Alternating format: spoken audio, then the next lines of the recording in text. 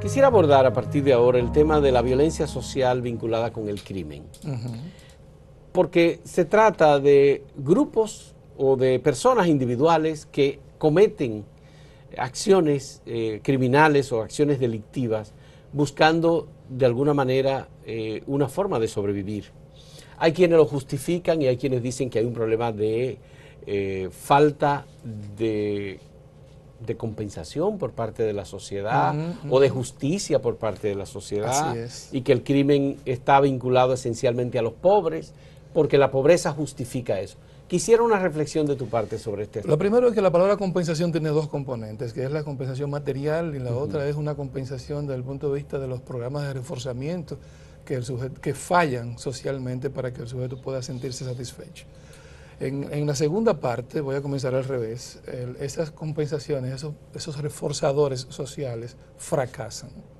Entonces el sujeto tiene que buscar, consciente o no, alternativas donde pueda sentirse reforzado. El problema de la estima, el problema de la valoración, el problema de la salida de la marginalidad.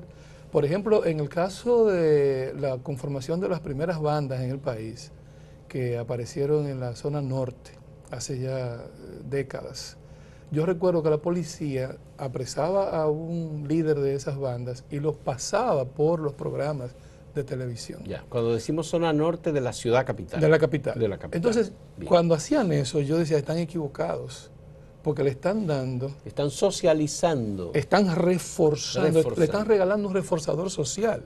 Este muchacho que no ha tenido éxito en otras áreas, ahora se ve como un actor de cine. Está saliendo por la televisión. Le están poniendo como un líder, como un sujeto que ahora, cuando regrese al barrio, va a estar rankeado, que es una palabra del slang language, del slang cotidiano de las bandas.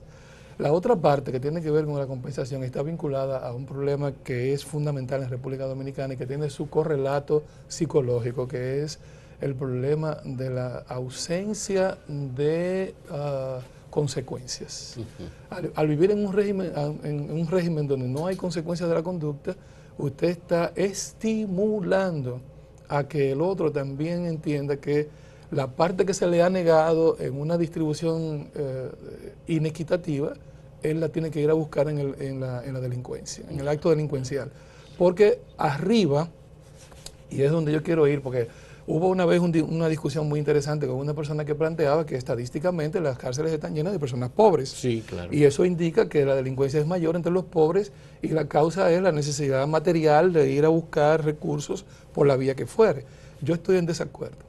Las cárceles tienen más pobres porque hay mayor probabilidad de impunidad, mientras más alta es la capa social a la que perteneces.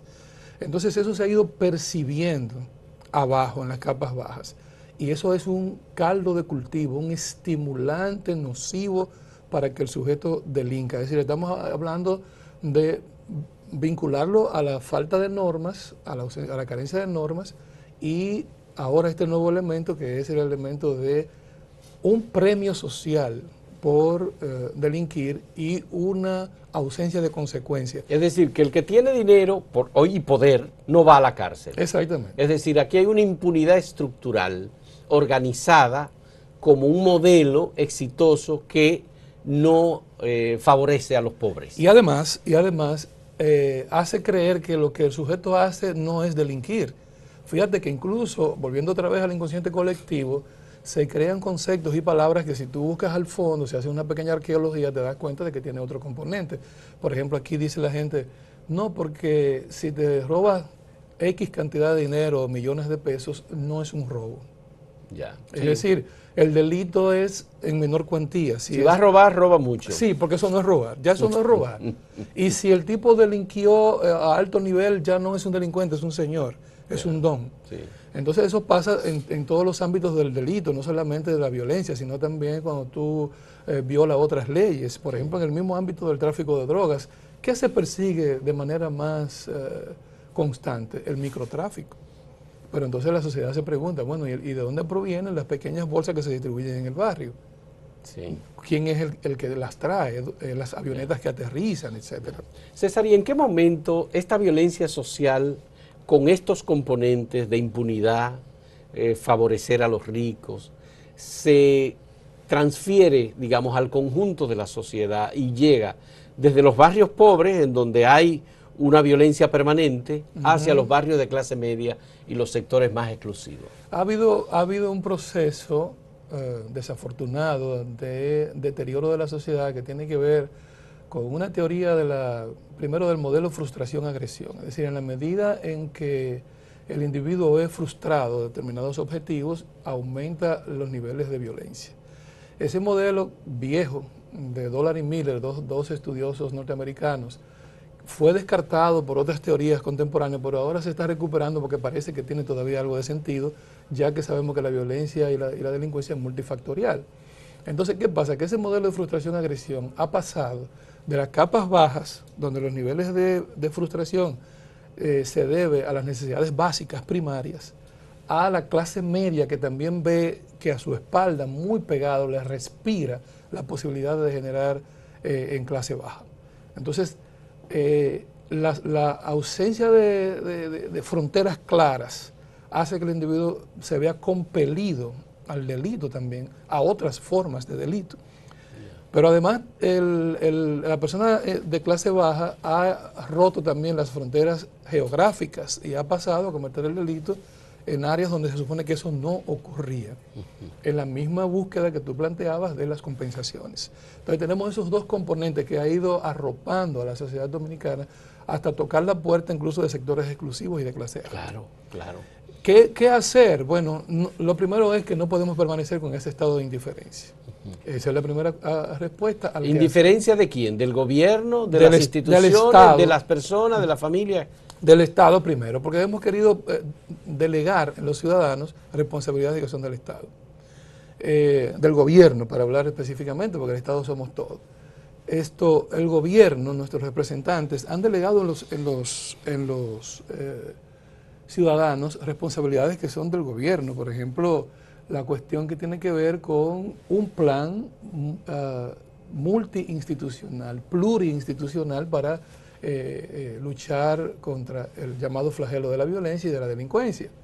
Ah, no, si usted se arma, usted se defiende, usted no, para eso están los aparatos represivos del Estado, pero que tienen que ser reorganizados, porque entonces la delincuencia está viniendo de adentro mismo de los aparatos represivos del Estado. En una situación como esta, el mensaje de la comprensión, del amor, de la fraternidad, ¿tiene cabida? Sí, claro. Pero ya en ese plano pasamos entonces al núcleo de la sociedad, que es la familia. Nosotros tenemos la responsabilidad de suplir. Otra vez el gobierno nos obliga a suplir una parte que también es responsabilidad del sistema educativo, que es la educación en valores. Entonces los padres, la familia, tienen que volver otra vez a recuperar la educación en valores, tratar de recuperar el núcleo familiar que se ha perdido, porque ese es otro tema que tal vez habrá que hacer otro programa, que es la familia desnuclear. Antes era familia nuclear, papá, mamá, mi hermanito y yo. Ahora es, papá no está en la casa, mamá se volvió a casar, el que se casó trajo otro sujeto, yo le debo decir hermano, pero que no es nada mío. Mi papá tiene allá otra pareja que tuvo un hijo y es medio hermano mío. Entonces el niño está viviendo en una sociedad esquizo, propia y estrictamente esquizofrénica. El dato es que aproximadamente un 40% de los hogares de la República Dominicana no está constituido por esa famosa familia nuclear, que es un concepto ideal de familia que con el tiempo se ha transformado. Sí, pero esa transformación, nosotros lo que le hemos hecho en el plano de la gramática, Fausto. Yeah. Hemos inventado, por ejemplo, de que familia monoparental. Pero eso no resuelve ningún problema. No, tampoco, por supuesto. Eso solamente crea un concepto, una palabra. Crea un concepto y genera unos determinados derechos en determinados grupos. Eso sí. Pero vamos a hacer una última pausa en este diálogo con César Augusto Zapata sobre la violencia social.